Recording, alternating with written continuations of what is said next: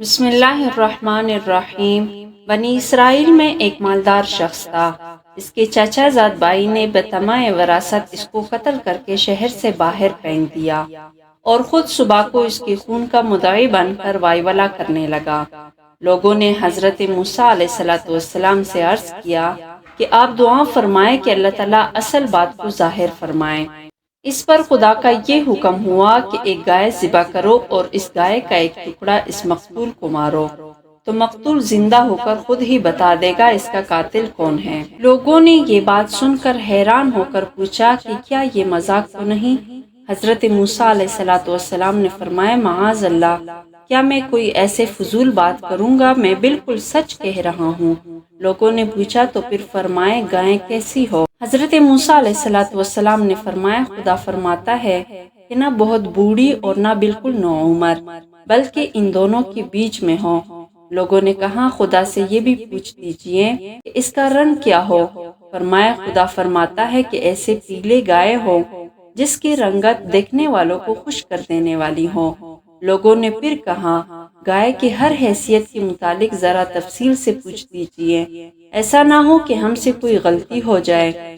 حضرت موسیٰ علیہ السلام نے فرمایا خدا فرماتا ہے کہ ایسے گائے ہو جس سے کوئی خدمت نہ لی گئی ہو، نہ ہل جوتی گئی ہو، نہ اس سے کھیتی کو پانی دیا گیا ہو، اور بے عیب ہو جس میں کوئی داغ نہ ہو۔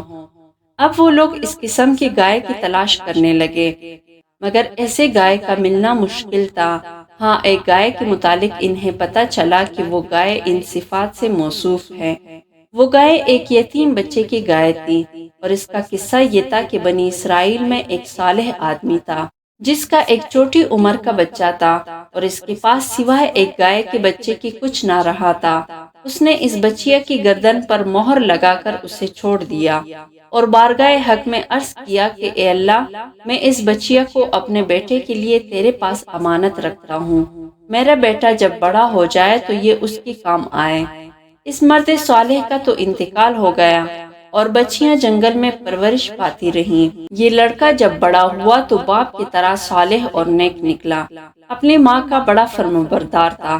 ایک روز اس کی ماں نے کہا بیٹا، تیرے باپ نے فلاں جنگل میں تیرے لیے ایک بچیاں چھوڑ دی ہیں، وہ اب جوان ہو گئی ہوگی، اس کو جنگل سے لے آ اور اللہ سے دعا کر کہ وہ تجھے تیری امانت عطا فرما دے۔ چنانچہ وہ لڑکا جنگل پہنچا اور اپنی گائے کو دیکھ کر ماں کی بتائی ہوئی نشانیاں اس میں پا کر اسے پہچان لیا اور خدا کی قسم دے کر اسے بلایا تو گائے فوراً حاضر ہو گئی۔ وہ اسے لے کر ماں کے پاس پہنچا۔ ماں نے حکم دیا کہ جاؤ اسے بازار میں لے جا کر 3 دینار پر بیچ آؤ، اور شرط یہ کہ جب سودا ہو جائے تو ایک بار پھر مجھ سے پوچھ لیا جائے۔ اس زمانے میں گائے کی قیمت 3 دینار تک ہی ہوتی تھی۔ وہ لڑکا گائے لے کر بازار پہنچا تو ایک فرشتہ خریدار کی شکل میں آیا اور اس گائے کی قیمت 6 دینار لگا دی، مگر اس شرط سے کہ لڑکا اپنے ماں سے اجازت لینے نہ جائے، یہی کڑے کڑے خود ہی بیچ ڈالے۔ لڑکے نے منظور نہ کیا اور کہا کہ ماں سے اجازت لیے بغیر میں ہرگز کوئی سودا نہ کروں گا۔ پھر گھر آ کر ماں کو سارا قصہ سنایا۔ ماں نے 6 دینار پر گائے بیچ دینے کی اجازت تو دے دی، مگر دوبارہ بے ہو جانے کے بعد پھر اپنی مرضی دریافت کر لینے کے لیے پابندیاں لگا دی۔ وہ لڑکا پھر بازار میں آیا اور وہی فرشتہ خریدار بن کر آیا اور 12 دینار قیمت لگا دی، مگر اس شرط پر کہ لڑکا ماں سے اجازت لینے نہ جائے۔ لڑکے نے یہ بات پھر نامنظور کر دی اور ماں سے آ کر سارا حال کہہ دیا۔ ماں سمجھ گئی کہ یہ خریدار کوئی فرشتہ ہے جو آزمائش کے لیے آتا ہے۔ لڑکے سے کہا کہ اب جو وہ خریدار آئے تو اس سے کہنا کہ آپ ہمیں یہ گائے بیچنے کی اجازت دیتے ہیں یا نہیں۔ لڑکے نے یہی بات اس خریدار سے کہہ دی تو فرشتے نے کہا کہ ابھی اس گائے کو رکھ کے رکھو، جب بنی اسرائیل خریدنے آئے تو اس کی قیمت یہ مقرر کرنا کہ اس کی کال کو سونے سے بھر دیا جائے۔ لڑکا گائے کو گھر واپس لے آیا۔ یہ گائے ہی ایک ایسے گائے تھی جس میں خدا کی بتائی ہوئی ساری صفات پائی جاتی تھی اور جس کی بنی اسرائیل کو تلاش تھی۔ چنانچہ بنی اسرائیل کو اس گائے کا پتہ چلا تو مکان پر پہنچے تو اس گائے کی یہی قیمت مقرر ہوئی کہ اس کی کال کو سونے سے بھر دیا جائے۔ اور حضرت موسیٰ علیہ السلام کی ضمانت پر وہ گائے بنی اسرائیل کی سپرد کر دی گئیں، اور بنی اسرائیل نے اسے ذبح کر کے اس گوشت کا ایک ٹکڑا اس مقتول کی لاش پر مارا، تو وہ زندہ ہو کر کہنے لگا کہ مجھے میرے چچا زاد بھائی نے قتل کیا۔ چنانچہ قاتل کو بھی اقرار کرنا پڑ گیا اور وہ پکڑا گیا۔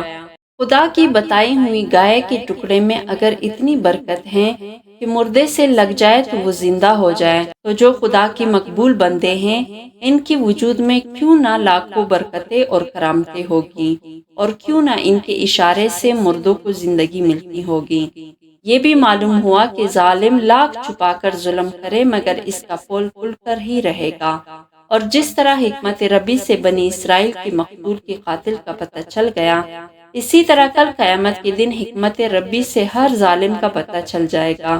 اور یہ بھی معلوم ہوا کہ ماں کا وجود بڑی نعمت ہے، اور اس کی رضا جوئی سے دین و دنیا کی بہتری حاصل ہوتی ہے۔ اور یہ بھی معلوم ہوا کہ یہ گائے معبود نہیں، معبود صرف اللہ ہی ہے۔ بنی اسرائیل نے چونکہ سامری کی بنائے ہوئے گائے کے بت ہی کی پوجا کی تھی، اس لیے اللہ نے انہی کے ہاتھوں ایک گائے ہی کو ذبح کرایا، تاکہ انہیں پتہ چل جائے کہ اصل معبود تو وہ ہے جو اس گائے کو ذبح کرنے کا حکم دے رہا ہے۔